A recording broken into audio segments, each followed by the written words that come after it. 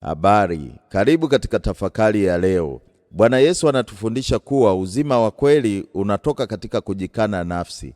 Kama vile mbegu inavyokufa ardhini ili kutoa mazao mengi, ndivyo tunavyozaa matunda tunapoacha uchoyo na kuwatumikia wengine. Pia anatukumbusha kuwa ukuu wa kweli unapatikana katika unyenyekevu wa mtoto mdogo mbele za Mungu. Hakuna kudharauliwa. Je, ndugu yako akikukosea, mrekebishe kwa upendo na faraga, na akikuomba msamaha, samehe bila kikomo, mara 70 mara 7, kwa sababu nasi tumesamehewa bure na Mungu.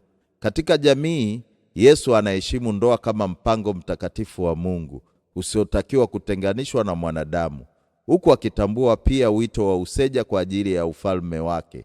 Mwisho kabisa, Mungu haangalii mipaka ya kiutamaduni.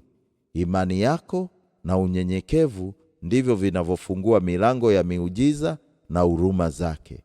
Kumbuka, Mungu anatuona na upendo wake umejaa ndani yetu. Amin.